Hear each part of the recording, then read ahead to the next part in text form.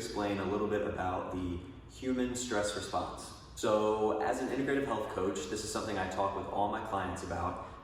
We live in a really stressful world where we're being bombarded by stressors all the time, whether it's internal stuff, so issues in the gut, issues with our hormones, emotional issues, or things from the outside, so family stress, work stress, commuting, looking at phone screens all day. We're just bombarded by stressors constantly. So this little graph here explains two things in our body that help to regulate our stress response. So the HPA axis, which is hypothalamus pituitary adrenal axis, and the HPT axis, which is hypothalamus pituitary thyroid axis. And both of these are just pathways in our body that help to regulate our stress response and our metabolism and all of our body functions. So let's start up here with the word stress. So our body perceives some sort of stress, and that comes into our brain through all of our senses, and our hypothalamus, which is a little gland right in the middle of our brain, it can take that in one of two ways. So it can either send a nerve impulse through our spinal cord into our adrenal glands, which can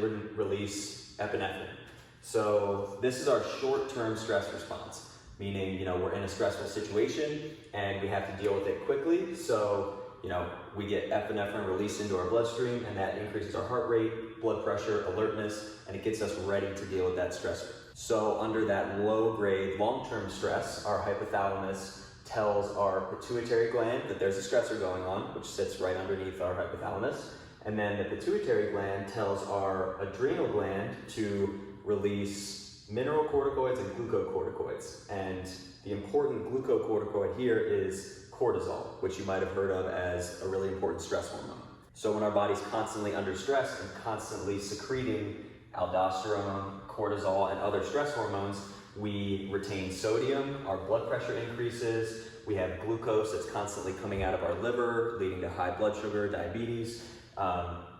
We have decreased insulin sensitivity, we have a decreased immune response, so it can present a lot of issues for a lot of different systems of our body. So then, the HPT axis, how does that whole thing affect our thyroid? Well, same thing, hypothalamus sees a stressor, it communicates with the pituitary, and then the pituitary tells the thyroid to create more thyroid hormone because we're under stress. But the problem is when our adrenal glands are putting out too much cortisol, it actually inhibits our conversion of thyroid hormone.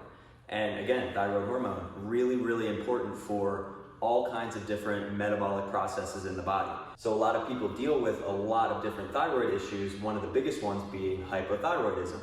So, we're not making enough thyroid hormone. But a lot of times the reality is we're making so much stress hormone that it's inhibiting our ability to convert that thyroid hormone properly.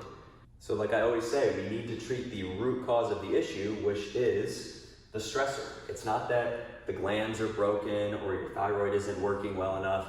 There's an immense amount of stress on the body, which is creating this cascade of poor effects to all these different glands and all the systems of your body. So I hope you enjoyed this explanation. If you would like to work with me to help address the root causes of your stressors, my website is blueprintwellnessllc.com. Hope to hear from you soon.